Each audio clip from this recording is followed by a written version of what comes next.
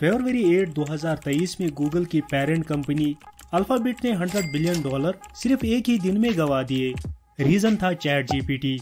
जी हाँ, इन पैसों से आप 3,266,725 बिटकॉइन्स खरीद सकते थे। तो हुआ कुछ यूँ था कि 30 नवंबर 2022 को ओपन एआई कंपनी ने एक आर्टिफिशियल इंटेलिजेंस चैटबॉट को डेवलप करके लॉन्च किया था। ये चैटबॉट इतनी ज्यादा ट्रेंड और एक्यूरेसी के साथ जवाब देता था कि पूरी दुनिया में ये खबर जंगल के आग की तरह फैल गई। यूट्यूब, न्यूज आर्टिकल्स वगैरह में इसकी इतनी ज्यादा बातें होने लगी कि पूरी दुनिया के 1.8 बिलियन लोग हर महीने इसकी वेबसाइट पर विजिट करने लगे। इस चैटबॉट ने सबसे बड़े टेक जायंट गूगल का आराम हराम करके रख दिया है। गूगल ने अपनी कंपनी में कोड रेड जारी किया और अपने सारे रिटायर्ड एम्प्लॉयज को वापस बुला लिया। चैट जीपीटी को टक्कर देने के लिए गूगल ने अपने एआई चैटबॉट बार्ड की एक वीडियो रिलीज की, जिसमें बार्ड से सवाल पूछा गया, पर बार्ड ने उस सवाल का जवाब गलत दिया। इस गलत जवाब से बार्ड की एक्यूरेसी पर कई सवाल उठे, $100 बिलियन का नुकसान हुआ और एम्बैरेसमेंट भी फेस करनी पड़ी। 2005 में एक मोबाइल ऐप जो ज्यादा नहीं चल पाई और बुरी तरह से फेल होने के बाद कौन है वो जिसने चैट जीपीटी जैसी एआई टेक्नोलॉजी को बनाया। दोस्तों, ये एक ऐसी वीडियो है जिसे आप छोड़ना नहीं चाहेंगे। तो चलिए शुरू करते हैं। फ्रेंड्स, ओपन एआई कंपनी की शुरुआत लेट 2015 में हुई, पर इस कंपनी को बनाने वाला था सैम अल्टमैन। जी हाँ, ये वही सैम अल्टमैन है जिसकी एक मोबाइल ऐप बुरी तरह से फेल हुई थी। तो जानते हैं सब कुछ सैम अल्टमैन और ओपन एआई कंपनी के बारे में। बट आगे बढ़ने से पहले आपसे एक छोटी सी रिक्वेस्ट है।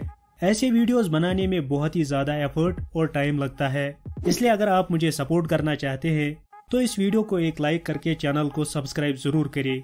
दोस्तों, सैम अल्टमैन पैदा हुए थे 22 अप्रैल 1985 को शिकागो, इलिनॉय में। बचपन से ही सैम अल्टमैन को टेक्नोलॉजी में बहुत ज्यादा इंटरेस्ट था। सिर्फ 8 साल की उम्र में ही उन्हें अपना पहला कंप्यूटर मिला। हाई स्कूल पास करने के बाद सैम अल्टमैन का एडमिशन स्टैनफोर्ड यूनिवर्सिटी में हो गया और सैम ने वहां कंप्यूटर साइंस में अपनी डिग्री हासिल की। सैम अल्टमैन का व्यापारिक सफर असल में तब शुरू हुआ जब कॉलेज के सेकंड ईयर में उन्होंने एक मोबाइल एप्लीकेशन बनाई जिसका नाम था लूप। फ्रेंड्स, लूप तो एक location based social networking app थी जिसे सैम अल्टमैन ने सिर्फ 19 साल की एज में अपने कुछ कॉलेज फ्रेंड्स के साथ मिलकर बनाया था। मगर ये एप्लीकेशन ज्यादा नहीं चली और जिसकी वजह से सैम ने इस कंपनी को 2012 में $43.3 मिलियन में ग्रीन डॉट कॉरपोरेशन को बेच दिया। अब इस मेहनत का फल तो रंग नहीं लाया, मगर फेल होने के बावजूद सैम अल्टमैन की टैलेंटेड थिंकिंग और एंटरप्रेन्योर होने की पहचान और बढ़ती रही। 2014 में सैम अल्टमैन वाई कॉम्बिनेटर के प्रेसिडेंट बन गए, जो सैम के लिए बहुत ही ज्यादा खुशी की बात थी। दोस्तों, वाई कॉम्बिनेटर वो कंपनी है जो स्टार्टअप्स को फंड करती है और 2005 से लेकर आज तक ये कंपनी नियरली अबाउट 3000 कंपनीज को फंड कर चुकी है, जिसमें Airbnb, Dropbox, Reddit, Coinbase etcetera जैसे नाम शामिल है। सैम ने इस कंपनी में बहुत मेहनत की और इस कंपनी को बहुत आगे बढ़ाया। हालांकि सैम का टेक्नोलॉजी की दुनिया में सबसे महत्वपूर्ण योगदान लेट 2015 में हुआ जब उन्होंने ओपन एआई कंपनी की शुरुआत की। इस कंपनी की शुरुआत करने के लिए सैम अल्टमैन इलॉन मस्क से मिले ताकि वो एक ऐसी कंपनी बनाए जो एआई पर रिसर्च करेगी। अब इलॉन मस्क सैम की बात सुनकर एग्री हुए और उन्होंने अपने घर पर Sam Altman, Reid Hoffman, Peter Thiel और इलिया सत्स्केवर जैसे लोगों को बुलाया। सैम ने इन लोगों के साथ अपना आइडिया शेयर किया कि वो एक आर्टिफिशियल इंटेलिजेंस की कंपनी को बनाना चाहता है। इन सभी फेमस लोगों को सैम का आइडिया बहुत पसंद आया और उन्होंने डिसाइड किया कि वो इस कंपनी में $1 बिलियन इन्वेस्ट करेंगे। बट सैम इस कंपनी को नॉन प्रॉफिट ऑर्गेनाइजेशन बनाना चाहते थे।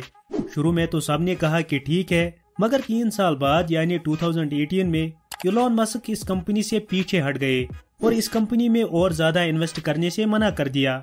अब इलॉन मस्क ने इस कंपनी को छोड़ने का रीजन दिया कि ओपन एआई कुछ खास ग्रो नहीं कर रही है। इलॉन मस्क के कंपनी को छोड़ने के बाद ओपन एआई कंपनी को आगे बढ़ने के लिए और ज्यादा पैसों की जरूरत थी, क्योंकि ये कंपनी कुछ कमा नहीं रही थी। तो सैम ने डिसाइड किया कि वो इस नॉन प्रॉफिट ऑर्गेनाइजेशन में एक और ऑर्गेनाइजेशन बनाएंगे, बट इस ऑर्गेनाइजेशन से वो कमाई करेंगे।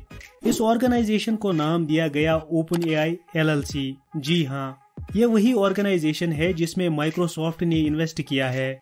अब OpenAI के पास माइक्रोसॉफ्ट के $1 बिलियन थे। इन्होंने इन पैसों को इस कंपनी में लगाया और ChatGPT और DALL-E जो टेक्स्ट टू टेक्स्ट और दूसरा टेक्स्ट टू इमेज जैसे मॉडल्स बनाए और वो इन दोनों प्रोजेक्ट्स में सक्सेसफुल रहे। इनकी सक्सेस को देखकर माइक्रोसॉफ्ट ने डिसाइड किया कि वो इस कंपनी में और $10 बिलियन इन्वेस्ट करेंगे। अब आपको लग रहा होगा कि माइक्रोसॉफ्ट ने इस कंपनी में इसलिए इन्वेस्ट किया है ताकि वो OpenAI की इस कंपनी से प्रॉफिट कमा सके, बट ऐसा नहीं है। माइक्रोसॉफ्ट ने इस कंपनी में इसलिए इन्वेस्ट किया है ताकि OpenAI जितनी भी रिसर्च करे वो सब माइक्रोसॉफ्ट के पास होगी और माइक्रोसॉफ्ट जहां चाहिए वहां ChatGPT जैसे मॉडल्स को यूज कर सकता है और वो रिसर्च माइक्रोसॉफ्ट के अलावा पब्लिक के पास नहीं आएगी। दोस्तों, इसमें कोई शक नहीं कि माइक्रोसॉफ्ट ने एक बड़ा दांव खेला था और यही वजह थी गूगल के $100 बिलियन के नुकसान की। अपनी रेपुटेशन को बचाने के लिए गूगल ने बार्ड की एक वीडियो रिलीज की, बट गूगल ने कभी सोचा भी नहीं था कि इस वीडियो से पूरी दुनिया में गूगल की इतनी बेइज्जती होगी। बट अगर आपको लगता है कि गूगल OpenAI और माइक्रोसॉफ्ट से हार चुकी है तो ये कहना अपने आंखों पर साबुन लगाने जैसा होगा। जी हाँ, गूगल भी अपनी AI पर बहुत ज्यादा काम कर रही है और ऊपर से इलॉन मस्क ने अपनी खुद की AI कंपनी खोलने का फैसला किया है। दोस्तों, अगर देखा जाए तो इस दुनिया में AI वॉर की शुरुआत हो चुकी है, या हम ऐसा भी कह सकते हैं कि दुनिया के स्मार्ट लोगों के बीच में एक रेस छिड़ चुकी है और ये चीज खुद सैम अल्टमैन भी एक्सेप्ट करते हैं। सैम अल्टमैन का मानना है कि AI टेक्नोलॉजी इंसानों के लिए खतरा बन सकती है और यही प्रिडिक्शन की थी दुनिया के सबसे बड़े साइंटिस्ट में से एक स्टीफन हॉकिंग ने।